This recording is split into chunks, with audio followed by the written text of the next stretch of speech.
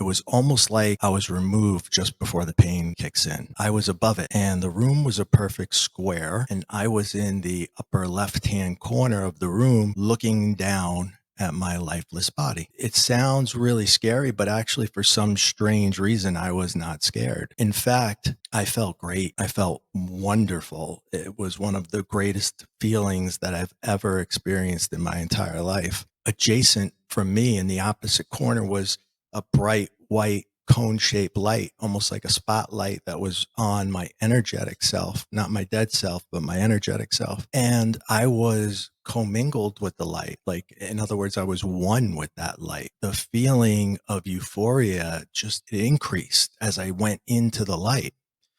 Life is but a dream. Life is but a dream. Life is but a dream. Yeah. Hello, you beautiful souls. Welcome to the Praise the Sun podcast, where I'm honored to have on my guest, Ray Catania. Ray, how are you doing? I'm doing very well, Sage. Thank you for having me as your guest. Thanks. Thank you for accepting the invite and being on the show. I love talking about near-death experiences. I love talking about spirituality, and I love getting these stories out there, because stories are just kind of what makes the world more informed and knowledgeable about the potentials of reality and opening people's minds and awarenesses. So for our audience who have not heard your story yet, could you give us an introduction into who you are and how your near-death experience happened? Oh, sure. My near-death experience, I was 20 years old, and I was still living in my parents' home, and my bedroom was located on the second floor. On the first floor, directly beneath my bedroom, was a kitchen, and the stove in that kitchen ran on natural gas, and natural gas rises, and there was a leak. So the gas leak, really don't know how many hours it was going on for, but I was inhaling the fumes all night long while I was sleeping. In the morning, I guess my mother woke up and went to turn the stove on, and there was a big ball of flames, and it set fire to the wall. Wasn't a big fire. In fact, I think my father was able to put it out with a fire extinguisher long before the fire department got there. But I had been upstairs inhaling the gas, so it wasn't the fire or the smoke, but it was the gas that got me. And I heard the fire trucks, I heard the police cars and the walkie-talkies and all that, and I was trying to get out of bed to see what was going on downstairs. I didn't know anything yet. And when I tried to get up, from my waist down was just like paralyzed. If my legs felt like they weighed thousands of pounds, I just couldn't really get them to move.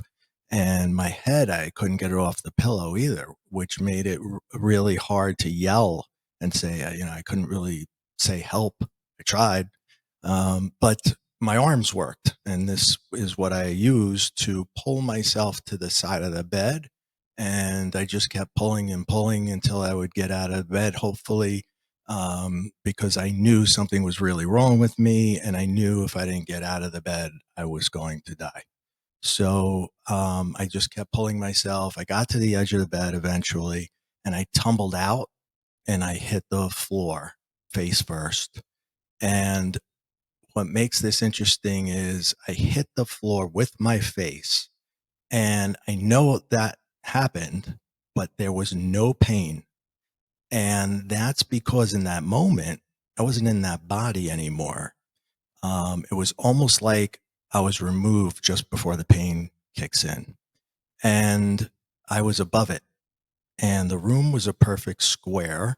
And I was in the upper left-hand corner of the room looking down at my lifeless body. And it sounds really scary, but actually, for some strange reason, I was not scared. And in fact, I felt great. I felt wonderful. It was one of the greatest feelings that I've ever experienced in my entire life. Um, Adjacent from me in the opposite corner was a bright white cone-shaped light, almost like a spotlight that was on my energetic self, not my dead self, but my energetic self. And I was commingled with the light. Like, in other words, I was one with that light. And the feeling of euphoria just it increased as I went into the light. Um, at the end of the light was a being. I was apprehensive because I don't know where this light goes to, but I felt drawn to go in. But I guess I hesitated, and there was a being at the end of the light that said it was safe to come into the light. So you can come in, Ray. It's safe. And so I did. And as I proceeded and I got a little bit more in, a little bit more in, the euphoria increases. And I would love to be able to find some words that to really describe this feeling. This light comes with love, painlessness, freedom, um, total euphoria. It's just unbelievable. And I've done a lot of drugs in my day, and trust me, this is the greatest feeling I've ever felt in my life. Um, and so I'm probably halfway down. I want to get to the other side. I want to see what's on the other side. And my father kicks in the door and he scoops me up, and I see him, and he's distraught. He's crying. He's yelling for the paramedics. My son, come help my son. And this was unusual, believe it or not, for him because my entire life, we didn't have a very good relationship. In fact, my childhood was pretty tumultuous, to say the least. A lot of drama, trauma, fighting, arguing, the whole 9 yards. And to avoid um, that, as a kid, I would hide. I would hide in my room or in the basement or something to stay away from what was transpiring. Anyway, so getting back to the NDE, I see this, and I'm seeing this man who, you know, I never really felt that kind of love from, and now he's expressing it when I'm dead. So seeing that made me want to go back, and I actually asked the being if I could go back, and I did, obviously. But I wasn't in his arms when I woke up. I was actually downstairs, and I was on the living room floor, flat on my back, and the paramedics were working on me with their tools and equipment. And when I woke up, I still had that euphoria that was running through my entire body and every part of my body. And I said, "What are you guys doing? What are you doing? I feel great. I feel incredible. I've never felt better in my life." And they're like, "Son, you are not okay. You are none of those things, and you're going to the hospital. So just shut up." And I'm like, "No, no, no. Didn't you see the light? Didn't you hear the voice?" And now these guys are looking at each other like, what's wrong with this guy? And I just kind of shut up because I didn't want to be brought to the wrong hospital, if you know what I mean. So I just kept my mouth shut, let them do what they had to do, and took me to the hospital. I was released the next day. Um, and, back then, I didn't have a way to go about finding out what just happened. In other words, I have no idea what an NDE is. Before that, my life was, like I said, very tumultuous and a lot of PTSD from childhood. So I really wasn't a believer in anything. In fact, my first book is called The Atheist and The Afterlife because it's the transition from being a non believer to seeing something undeniable. But, even when I told my mother what had happened, she said, "That never happened. Don't ever tell anybody. People think you're crazy. Just never say that again. That's not what happened." Okay, I'm crazy. I was always told that, even though I could see energy, I could feel energy. Um, I felt like some of that energy was alive. I didn't never yet saw the energy as a person or anything, but um, it felt very much alive. And anytime I brought that up as a child, well, forget about it. Again, I was just labeled crazy. So I kind of learned to suppress this. told myself I was crazy and, forget about it. And here's how I chalked it up, actually, so I didn't have to deal with it. I figured I fell out of bed and I fell in front of a window, which is true. And the sun was shining on me, and that was probably the white light. And I inhaled so much gas that I was hallucinating the being and everything else. And that's how I justified this. And I put it away so I didn't have to deal with it. We didn't have computers yet. We didn't have cell phones. So it wasn't like I could just get on a computer and search NDE, which I wouldn't have known what that meant anyway. So I just chalked it up to that and went about my life. And it was about a year or two later that I moved out of that house and got my own place. And I was pretty excited because I'm a young guy and I'm like, we're going to have, parties and this is going to be great. And, none of that ever happened. And here's why. Being a kid who could sense energy and see it, and then crossing over at 20 and coming back, I was kind of like an open portal for anything in the afterlife, anyone in the afterlife. But I don't understand this at all. And when I moved into this apartment, it was just me, and I would feel like the room was filled with people, and you could feel the emotion that came along with their energy.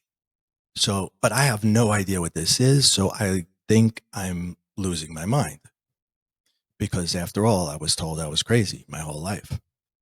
And needless to say, anything electric did not work properly, right? And I would call the maintenance man over and over and over. And finally, he would come up and say, kid, listen to me. There's nothing wrong with your place. There's nothing wrong with your electricity. Never call me again. You're just crazy. Here I am, crazy again. So I start to accept that as fact. And they, when I say they, I mean the energy, they don't let me sleep. I had the worst case of insomnia that I've ever had living in that apartment. And I started to drink really heavily and use drugs, anything that would make me pass out so I could get to sleep. This became a problem. This became an addiction eventually. Finally, I couldn't take it anymore. And I moved out of the apartment thinking, well, I'm going to move into a new apartment. It'll be different. But it was the same thing, just in another place. It wasn't the house that was haunted. It's me, so to speak. So, but again, I don't understand this. I don't know what that is. The only thing I think it is I'm losing my mind. So what do I do? More drugs, more alcohol, more things to suppress it, make it go away, and make it so I don't have to deal with it. Trying to hold on to these atheistic beliefs, or which really just stemmed from me rebelling against my parents. That's really all it was. So I'm living in this second apartment. Exactly same thing transpires, and then I would say it's probably several years later that I get married and I have two kids. Now, I basically went through the beginning of my life not caring if I lived or died. I think in the back of my mind, I really knew that I had seen the light and it was a beautiful thing. So I just wasn't afraid of death. I wasn't afraid of dying. And I really didn't have too much to live for. Excuse me. So I would do things, put myself in harm's way a lot. And it almost became like I tried to up the ante and up the ante and be in worse situations and worse situations. And I write about a lot of these in the book, and it's just a no holds barred experience. They're all in there. And one particular time I was working at a nightclub, and it was after hours, and I was pouring some drinks for some of the guys, and I went to grab a bottle of something. I had to bend down and go under the counter to get it, and I hear pop, pop, pop, pop, pop, pop. And I know it's not firecrackers, but while I'm down there, I'm trying to figure out how am I going to get out of here. And the being, the same one, says side door, side door. And I'm looking at the side door and I can see it, but I'm thinking I can't make it there without being seen by the shooters. It's just not going to happen. But I have no other alternative, so I go for the side door. And I make it out the side door, but then I have to make a left and go down this long corridor. It's like 40 feet before you get to the next side door, which was a fire exit. And then that would take me outside. And I made it, obviously. But here's the interesting part of this. I parked my car right outside that door, and I never parked there. In fact, I had my own parking space, and it was on the other side of the building. But for some reason, I put my car there, right outside that door. No idea why. Now I do, I think, anyway. So I was able to get out of that situation. And there's several of those type situations. In fact, there's one when I was very, very young, and I was about, I don't know, maybe 10 years old or so, and I was swimming in the ocean, and I swam out a little too far, and the undertow was making it so it was pulling me back even farther. And there was maybe 10 kids on the other side, and I was the only kid that was on this side of where the lifeguard was paying attention to. So in other words, whether he knew I was there or not, there was 10 kids to save or one kid to save, right? So he went for the 10, and now I'm left, and I'm starting to panic, and I'm starting to think, well, I'm going to die. And when panic sets in, that's the worst thing that can happen, but it did. And what happened in that moment was that being came and said, calm down, swim sideways, and take all the time you need. Calm down, swim sideways, take all the time you need. I wasn't able to calm myself down, but a feeling of calmness all of a sudden just overtook me. I didn't do that, but it was there. And I did swim sideways on an angle, which is what I later learned you're supposed to do when you're caught in an undertow. But at 10 years old, I would have no idea. And I made it to shore, and I just took my time. I wasn't in any rush. I wasn't trying to get out fast. I was just, this is going to take as long as it takes, and I'm going to get there. And finally I did. I made it to shore, and I just collapsed. So there's many other times when this being has shown to be the greatest help that I've ever had in my life. So getting back to when I get married, I have 2 kids, and they pretty much changed my life because they're my reason for living now. I can't live this lifestyle. No more drugs and alcohol. I check into rehab. I need to get a regular job. So I go back to college. I get my degree. I get a real job.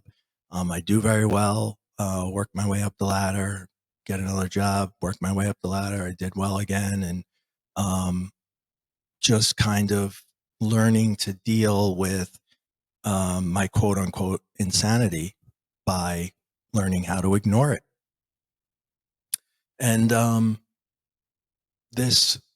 I felt like I was in a position, I felt like I was in a good place for the first time in my life.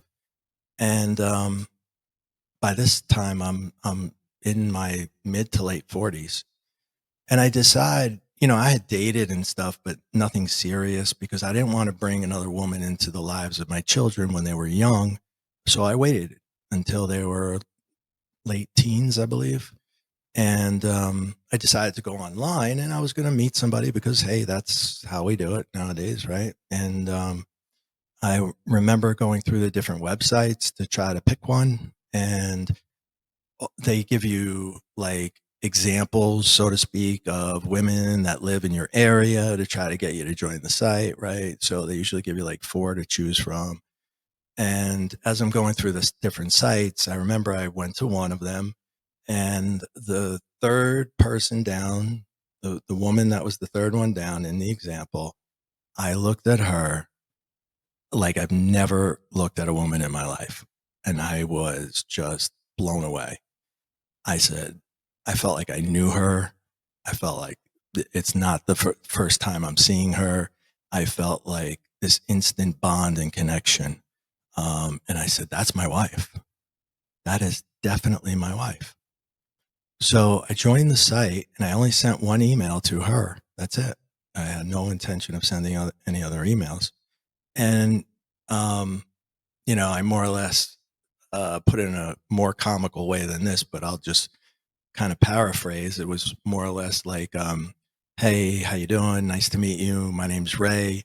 You're my wife. You don't know this yet, but I would really like to get together. And it was kind of crazy. And of course, she got back to me and said, "You're out of your mind." And I said, "Yeah, I know. Everybody tells me that." But we did go on that first date. She found it amusing, and we are married. We are together. We still are together to this day. But in the beginning, this is when things get strange again. When we first start dating, I think we're a couple of months into dating, and that question comes up that kind of people ask one another when they think about getting serious. She has two young children. I have two older children. And she says, what are your religious or spiritual beliefs? And I said, what are yours? Because I was going to just agree with whatever hers were and go along with that. But she was too smart and she stuck to it. And I said, truthfully, I don't know.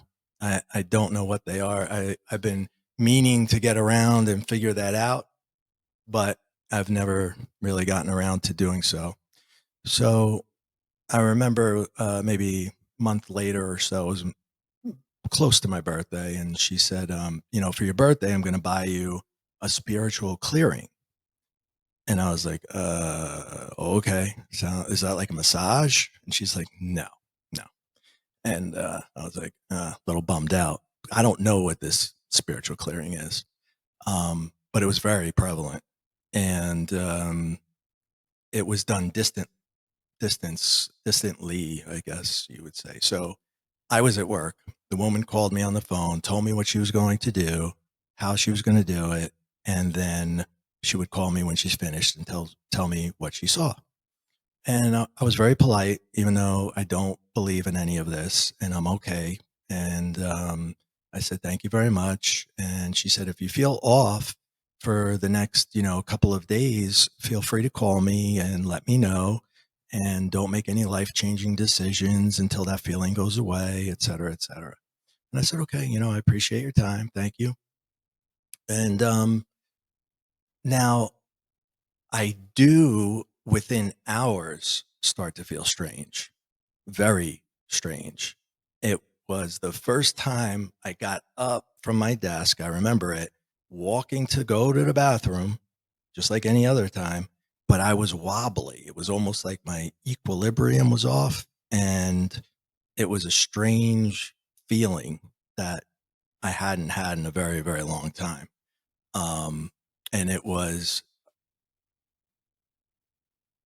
um, it started to feel like the energies that I had around me when I was in that apartment were back around me, but they were in my office.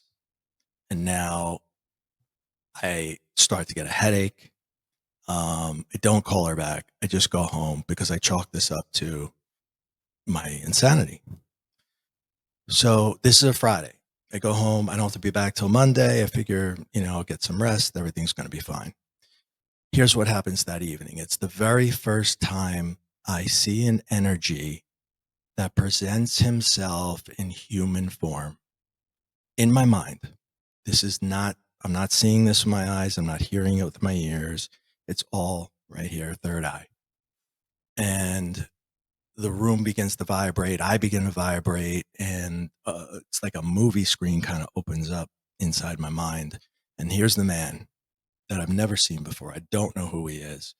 And he says, I effed up. I made a mistake. You can help her. I cannot. He was a big, stocky guy, beard, mustache, thick black hair, and very assertive, I would say. And he was like right, almost center, not quite center, but just a little bit off. And I don't know what to make of this. I'm just completely like upset. I have no idea what's happening. And then he comes back and he says the same thing again. And then he comes back and he says the same thing again. I go to sleep. I get up the next day. It's Saturday, and he's there as soon as I get up, saying the same thing. I effed up. I made a mistake. You can help her. I cannot. And this goes on all day long. Almost every hour, it felt like on the hour. By the end of the day, I'm trying to figure out what am I going to do with who's going to take care of my kids. How am I going to tell this woman? I'm thinking like this is the beginning of the end. And by Sunday, here he is again, so persistent now that I can't drive, I can't function, I can't speak to people. He's just so invasive. He's right there all the time. And I remember a breaking point was I was at the counter and I was paying for some things, and I don't know what I did. I don't know what I said, but the woman looked at me as I was paying for my stuff and she says, "Are you okay, sir?" And I said, No, I'm not okay. And I took my credit card and I went back to the car and I just started to cry because I did so much work to get here. You know, everything that I did, I changed every aspect of my life to be a better person, to be a better father, to just be an all around better human. And I'm losing my mind. So I called my brother because he has my paperwork. And I said, "Do you have my will? Do you have my DNR? Do you have my power of attorney?"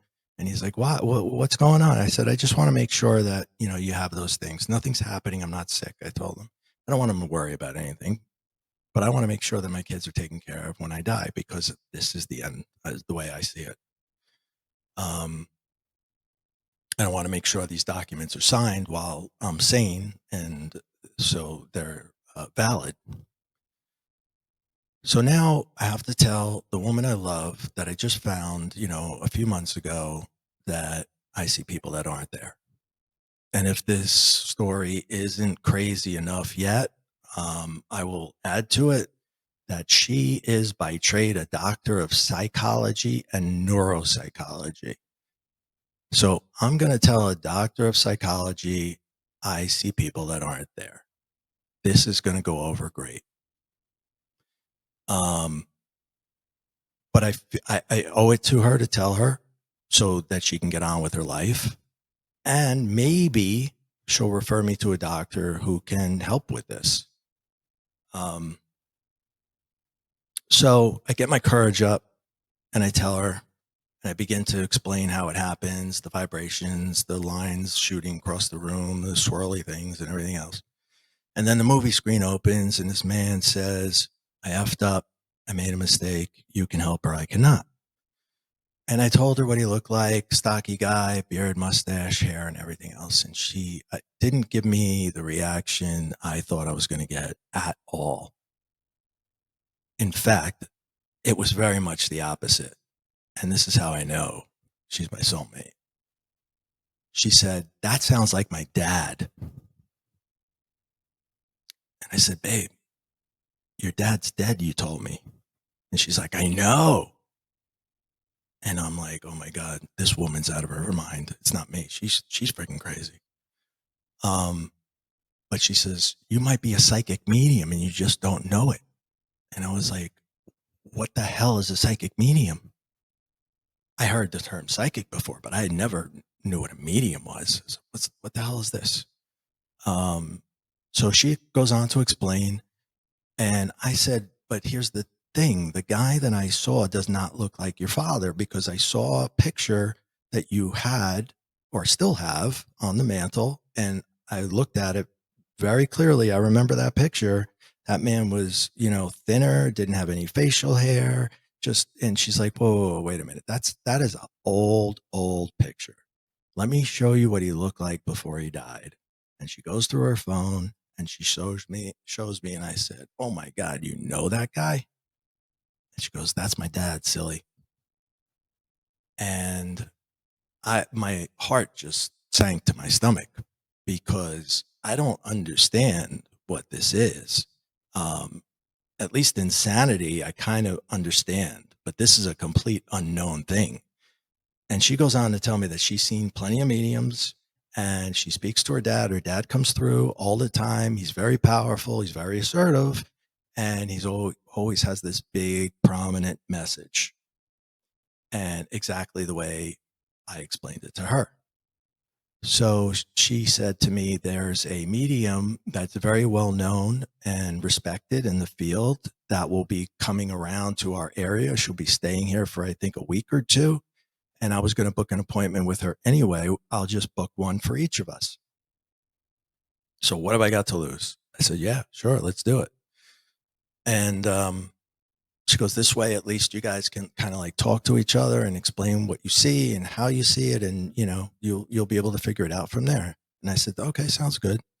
So we go there and I go in first because if I don't go in first, I'm not going in at all. I'm petrified, you know, late 40s and my knees are shaking like I'm a 5-year-old. And I go in and I say, hi, I'm Ray. And she goes, oh, you're that Ray. And I was like, I don't know what that means. She says, have a seat, Ray. Tell me what's going on. And I sit down and I said, well, I think I don't know how to say this, but I think I see people that aren't really there. And she goes, me too. And I was like, okay, great. But then she goes, just tell me how it happens.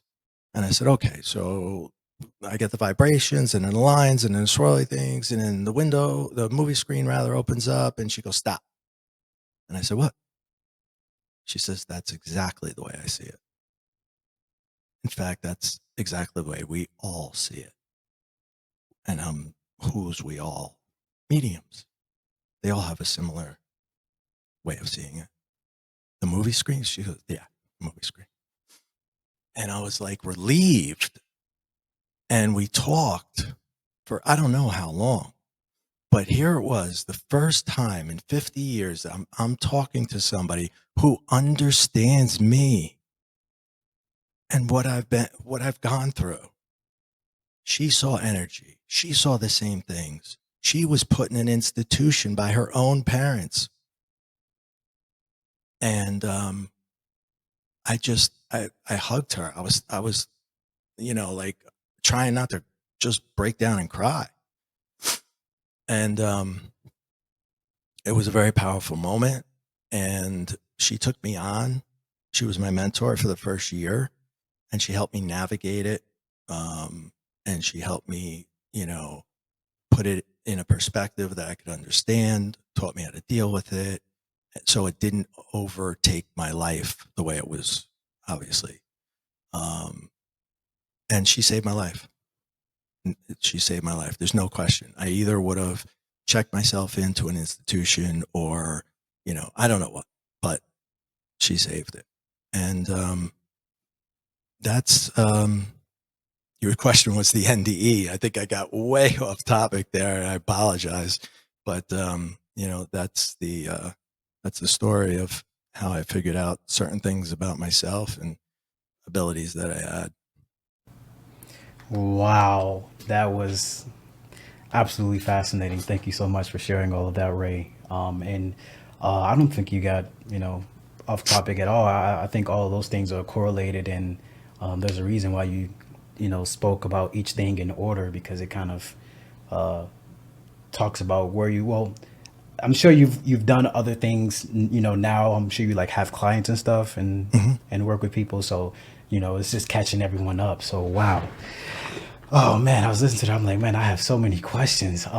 So, okay, so I'm gonna start from the top. So, why do you think being in the spiritual state feels so euphoric compared to being in the body? Obviously, it's a biological body. We have nervous system and stuff, but like, what is it about the spiritual state that just feels so euphoric?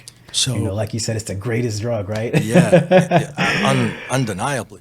Yes. And the first thing that I think is you don't feel any pain. And in fact, you don't feel anything. So it's like Imagine we don't realize like how many little aches and pains we have in our body. Like the little pain in your neck from something that you hurt when you were like 15 years old, falling off your bike, and the elbow that you injured playing baseball. And, we have all these like little aches and pains that we just ignore them. And when you're out of your body, you don't have any of that. So there's that aspect of it. You're free of pain, but you're also free of emotional pain. And you're also vibrating at a higher frequency that is amazing. And there have been times where I don't get that same feeling at all, but I have vibrated very high, and it feels euphoric. Only a few times in my life that I've ever been close to it, but I think it's the combination of those three. And I'll share with you, when I came back to my body, and like the euphoria was over, it was like a bomb went off inside me. I hurt from head to toe. And I didn't have the kind of physical injuries. I just inhaled gas. So what that was a recognition of all those little aches and pains, the lower back, the knee, the this, the that. And I was like, oh my God, I came back here for this. I want a do-over. I don't want to be here. This is terrible. And I never got that love that I thought I was going to get from my father. So it was a complete, I really need a mulligan here. I really need a do-over. Yes. Wow. Yeah, that I get that. It makes sense to me.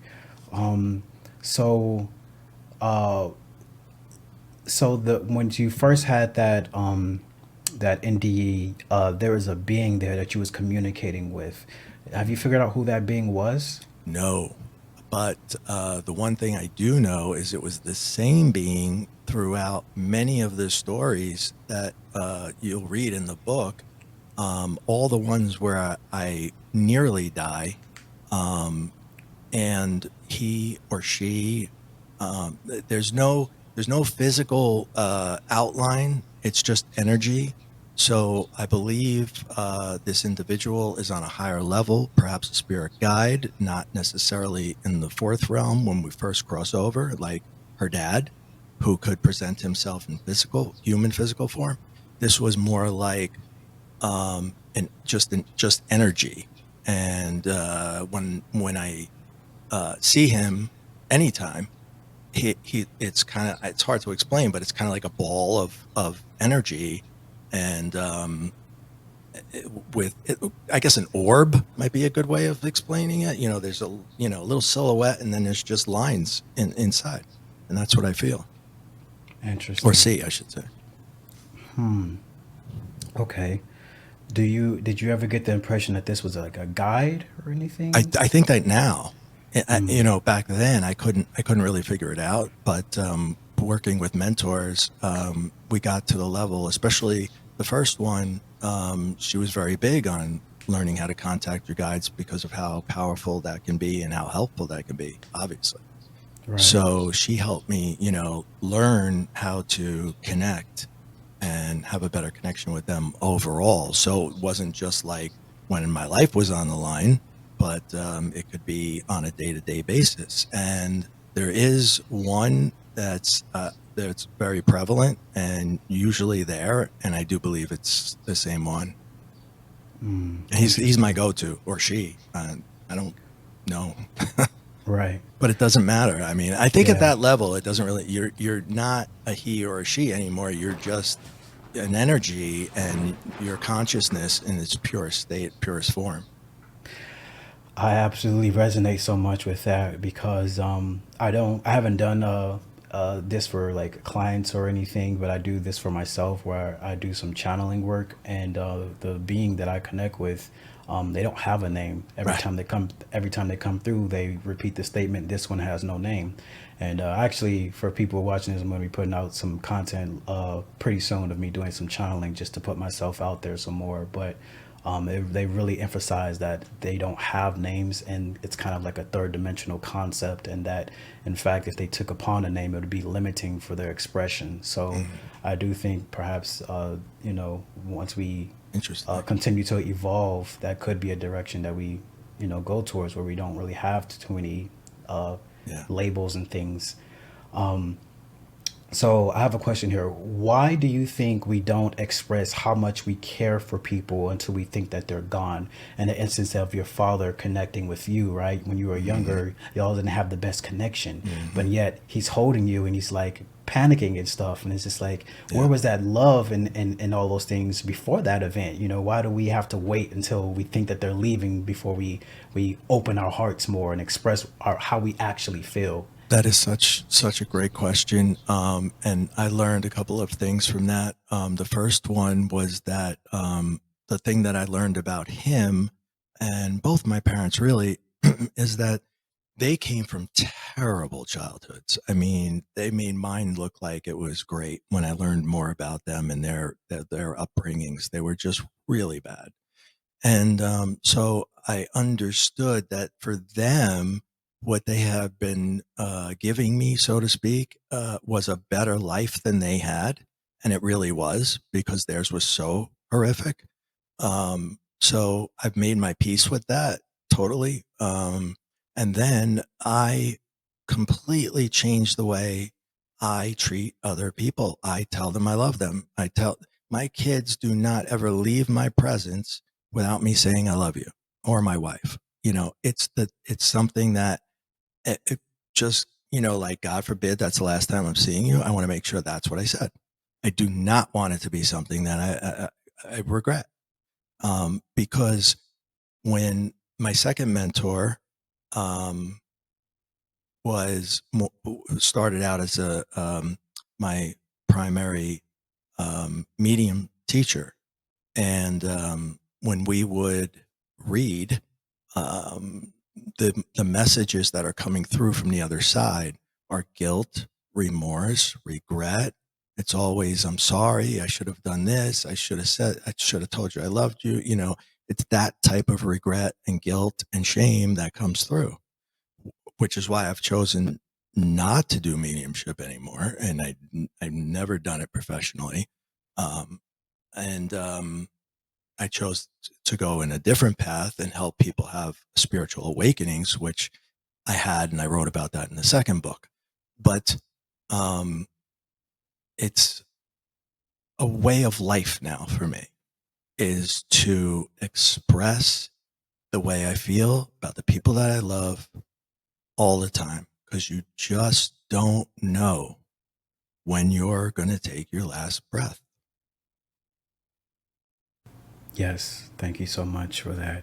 And I agree. That's, I mean, although we just met and I haven't been able to express a lot of my own experiences, that's very much how I live my life. Is that we don't know when we're going to take our last breath. And as someone who's had a lot of loss, I do express how much I love and care for the people around me so very much, because we just, I feel like the people who haven't had too many of those experiences where they've had a lot of loss, they have no idea how how quickly something that you care for can be taken from you. For Right. example, this is literally just happened yesterday. This is really sad, but my mom's best friend's son just passed away on Mother's Day in a car accident, and that's her firstborn and her oldest child, and the amount of grief that's in her heart right now is unbelievable. And it's just, that's just how life is. We have no idea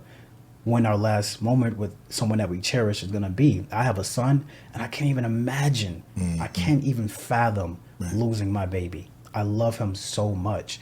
And sometimes I feel like I have guilt, because I feel like I need to do more, to spend more time with him, to cherish him more and nurture him more, So yeah, we have to do our job to just connect with people. And Yeah. if we have bitterness or anything with people, just let it go. It's not worth it. It's not worth holding on to that and those low vibrations in your heart. So people. true. Yeah. Just let it go. Let it go. And move forward. And I understand how your parents' generation, like, man, they've been through some tough stuff. Yeah. So they had to build up this thick skin of just kind Yeah. of these coping mechanisms that were really unhealthy, and they kind of just passed down the trauma. They were And I'm so Depression era children, right? For me, anyway. So they just had it horrible. yeah. And I'm so happy that, you've been able to evolve and grow and break those generational traumas, because if you didn't, you possibly had the chance to pass down that. And who wants to pass down more trauma to their Right. children? Right. So thank you so much, Ray, for what you do and how you've healed yourself and the lives that you change, and just Thank you. sharing your story with people, because your experiences are powerful and they're meaningful to people, and people care. So yeah, thank you so much, Ray. That's why I was really hesitant to write the book, because, as I was writing it, I wasn't writing it with the intent to publish. That was never the idea.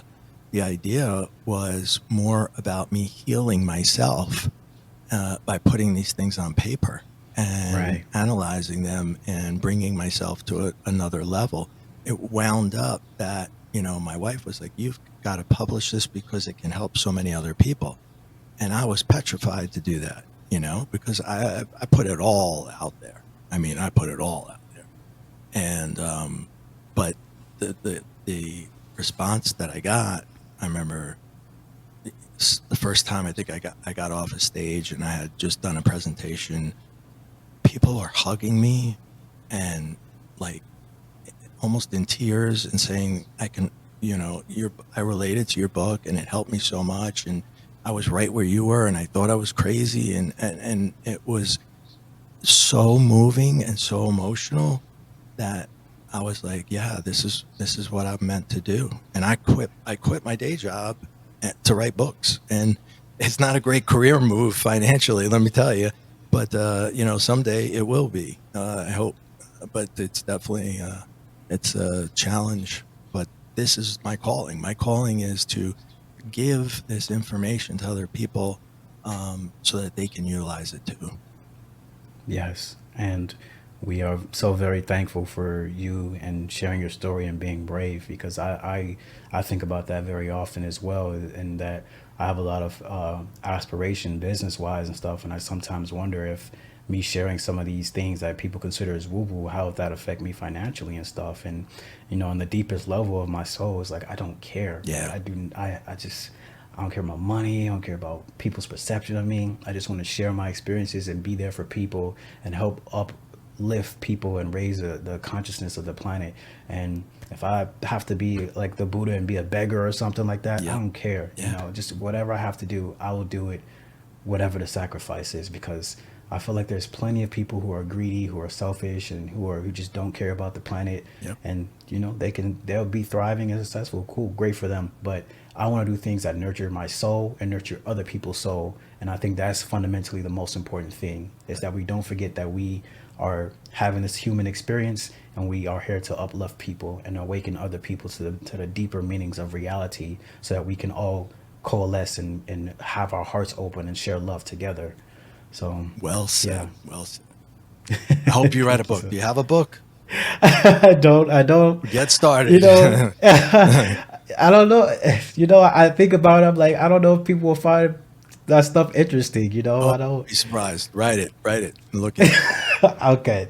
You know what, Ray? I'm gonna take that to heart. Honestly, I really am. I'm gonna take that here and take it in, and really, think about that.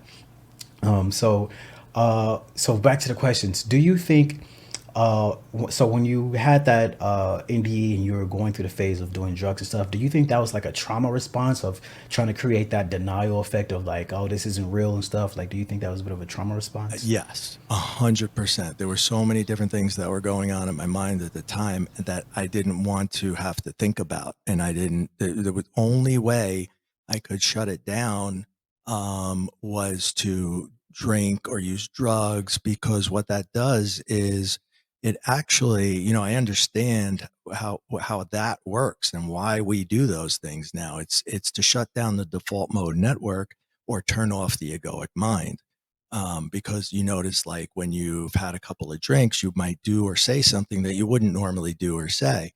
And that's because you're lowering that ego, or that ego effect. But it sounds great in theory, but it isn't, because it's a false suppression of the ego. And we need to rise above the ego And that is what my entire second book is about, is how to diminish the ego naturally every single day so we don't become reactive to things. We take a pause and we think before we do, because the ego, it draws from the subconscious and the unconscious mind, and they are very, very powerful. Okay. You're the biggest part of your mind is your subconscious. And that's where you store every experience, everything that's ever happened to you, or everything you've ever seen that's affected you, even in movies and television. It's all stored there. And anything that's had this effect, when the experience is combined with an emotion, it becomes factual. It becomes your truth. It becomes your reality. And it may not be somebody else's, but it is yours. And I'll give you an example. Two kids, I often use this example. Two 6-year-old kids, they live in different houses side by side, right? They're next door neighbors. This little kid on this side, he decides he's going to go right in the kitchen and put his hand on top of the stove, even though he was told to never do that. And the stove is hot and he gets 3rd-degree burns. And those are serious. They hurt, right? He takes his hand off. He's crying. He's screaming. He has to go to the burn unit. He's never going to forget that day. Okay. That is imprinted for the rest of his life. All stoves cause pain. Period. That's his truth. The kid on the other side hears the story and he gets curious and he decides he wants to touch his stove, but no one was cooking and it's not hot. And he can't figure out why this other kid is crying about a stove. He's like, what are you talking about? The same thing happened. Two different perspectives of the stove. So what has to happen to the child, to both of them really, but let's work with the child to experience the pain and the trauma first. He has to go through his conscious mind to tell his subconscious mind that there is a safe way to use the stove. You're not going to delete that. It's never going away. Okay. His pain, his suffering, it's there forever. We can't delete. But what we can do is overwrite, just like a hard drive. Your subconscious is a hard drive, and you can overwrite it again and again and again, and try to get that trauma down and reinforce there is a way to use a stove. There is a way to use it without pain. And conversely, with the other child, he needs to learn that he can get hurt by a stove, and he needs to learn how to be safe about using a stove. But we have to use our conscious mind to tell our subconscious mind. And when the ego kicks in and says, you should never cook, you should never go near a stove, all stoves cause pain. Don't be ridiculous. Don't you remember what happened? Don't touch that thing. Don't touch that thing. This kid's going to be paranoid of stoves. And I'm giving him a small little context here, but this applies to just about everything. I mean, the person who's going for a job interview, but yet their teacher told them they were never going to amount to anything. They were a young kid and they took that to heart.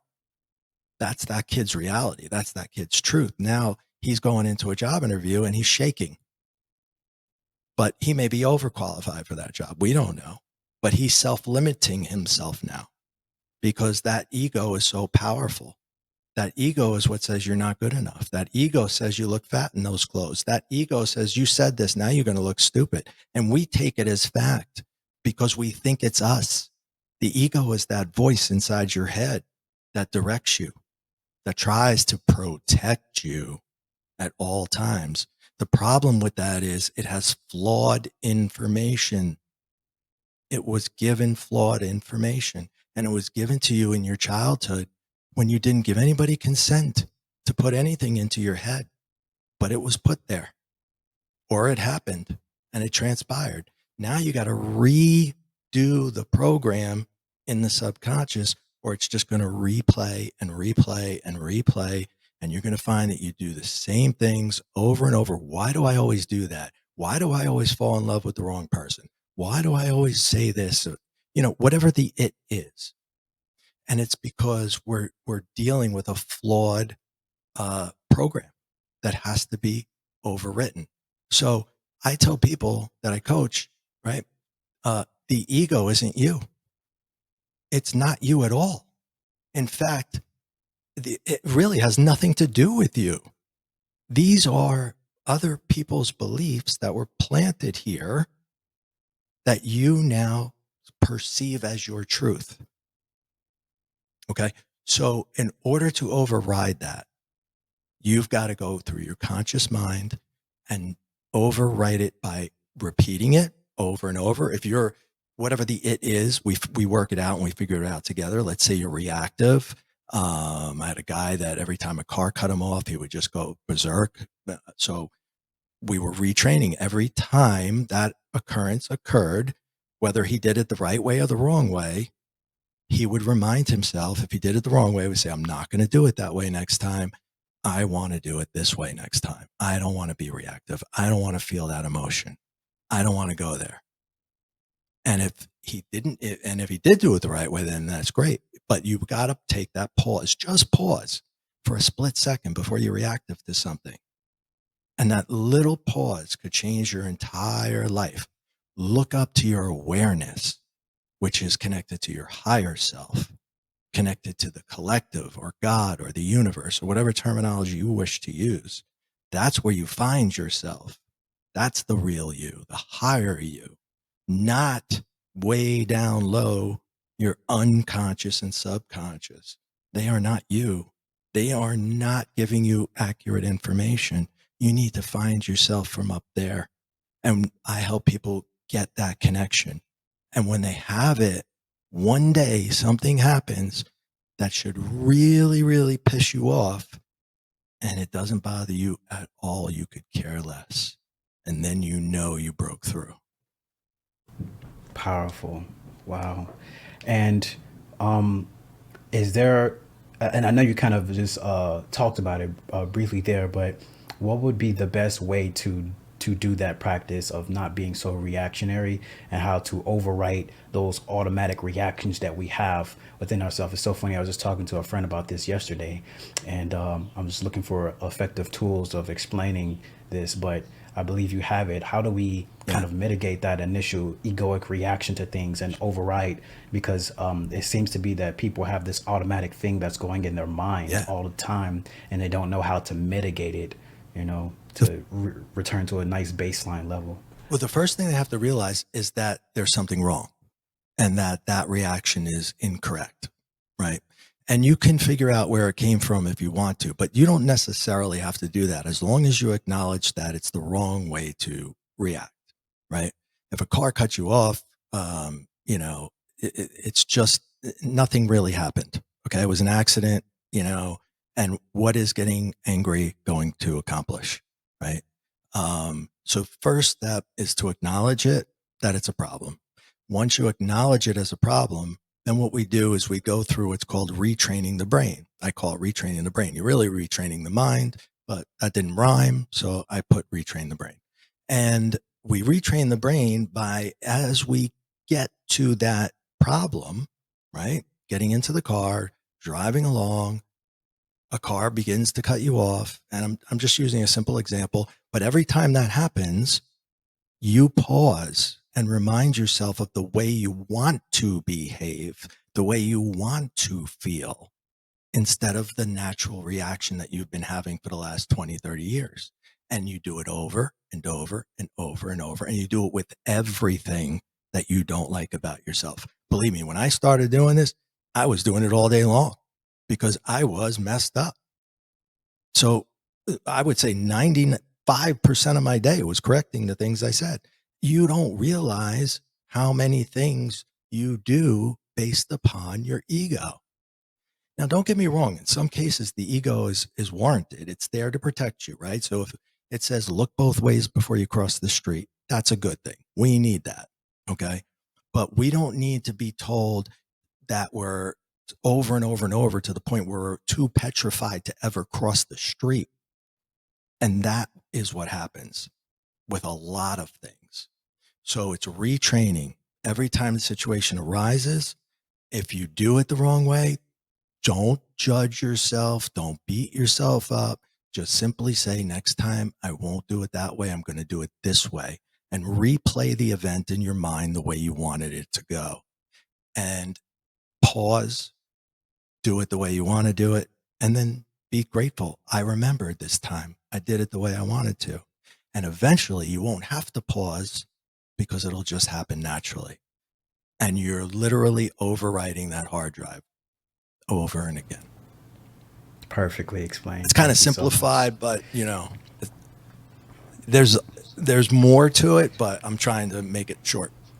No problem. And a follow-up question to that is, do you think you would have had the same opening without the clearing? Do you feel like you would have had the same? I don't think so. I think that was a Interesting. major factor in that, for me, in that moment in time. I think that had to happen because I had shut that down, or at least gotten it to a point where I wasn't being interrupted by it. And that kind of opened those doors again that I had shut. So, and if that didn't happen, then the rest of the good story, the good part of the story, never would have happened either. So yeah, I think that was a key aspect, a key element, certainly. Interesting. Wow. And do you think you know what kind of metaphysical thing happened there, if it is a metaphysical thing, but like what psychic thing happened there? How did this person interact with you to create that opening within inside of you?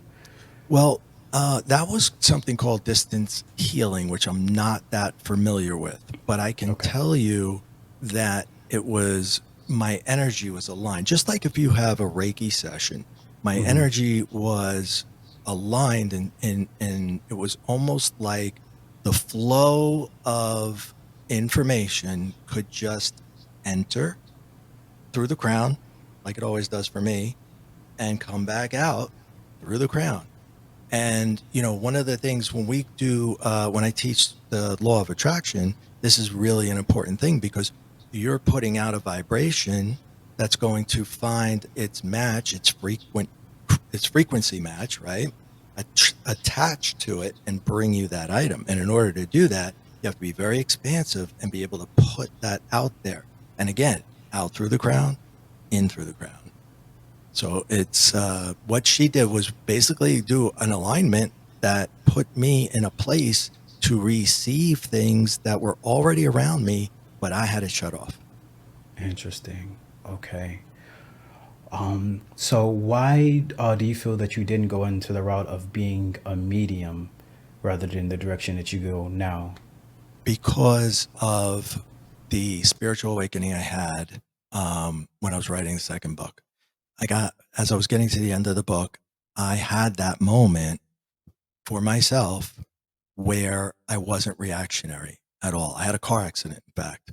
And the way it happened was, it was snowing. I was driving my car. I was leaving my wife's place. We had two separate residences. We weren't married yet. And I was leaving her place and I was going to mine, and it was snowing, and I was trying to get a jump on things. So I was being cautious. I was being careful. I missed my turn and I drove right into a deer. And I had an expensive car, and I thought that was a big deal at that time, that I was supposed to have an expensive car, because my father always said that that was what you're supposed to do. So, but in that moment, I didn't feel angry. I didn't care about the car. I just cared about the deer. There was absolutely no anger whatsoever. I got out of the car and I tried to pick up the deer, and the deer got up and the deer walked away. It was fine. And I was fine. The car was trashed, but I didn't give a shit. I didn't care. That is a very, very unusual reaction for me, who grew up with chaos, with anger, with trauma. My go-to emotion would always be anger. Whether I was anxious or whether I was sad, I would always revert to anger, and the anger was gone. And I didn't have to tell myself to do it. It was just instantaneous. And that was the moment. So getting back to your question, when you do a reading, or at least when I did readings, the person that's coming through, spirit that's coming through, is giving me their emotions. And I'm then putting forth those emotions to the sitter. And it's not like they're talking and then I'm just repeating what they're saying. That's not how it works. You know that. You're a channeler. You understand they have to commingle their energy with yours. And that stays with you for a little while. I mean, for me, it was a few hours. So if somebody's coming through with guilt, remorse, regret, and etc., I'm taking on those emotions for a considerable time after the reading. And I got rid of a lot of those emotions. I don't want to feel those anymore. I lived in those emotions. And now I'm finally at a place where I'm not. And I respect mediums 1000% because the sacrifice that they make to give you that information that they're giving you is enormous. And you don't realize it. And, but, most mediums will say, I can only do 3 a day. I can only do 4 a day, or I can only do 2 a day. And that's because of the after effects of it. It's not easy to just shake it off. So yeah, so that's, I mean, a choice that I felt that I could help people better by helping them awaken. And it's not that I'll never go back to it, but, and right now for me, I feel like this is my calling. I agree with that 100%. And my audience knows that I had a pretty similar experience with mediumship, and that I'm not want to talk about it too long because we're ending our time here. But I had an experience where I was doing past life regressions for people, and a client's mother came in, and at the time I wasn't even doing like medium stuff, so I wasn't even aware of anything. I just felt this overwhelming presence to someone of my left, and I had to wait till she came out of trance. She came out of trance. I let the mother talk through me, and the experience was so overwhelming because towards the end, the mother was pushing so much love and energy into me that I started crying. And I was holding the client, and we were crying, and I was saying things that I have no knowledge of, saying that he's here with me. Apparently that was the brother of the mother. And there's a lot, and I didn't know how to ground myself after that because it was just, the energy was just, it was overwhelming. I didn't mentally prepare myself for any of that, for any of the crying, for any of the emotions, for any of that. And I was like, I don't know if I could, I don't know if I could do that as a profession. Yeah. It's so emotionally intense, Yeah. and I can understand why people can only do like 3 or a day. There were between 11 and 13 or 14 people in our class, and some people would just drop out and then they would come back because it was just too intense. And, Yeah. it's hard work. It really is It hard is. work. It takes a toll on you. Yes. Others Yeah. they don't realize that. Yeah. Yeah. So once he was talking, I'm like, yep, I get it.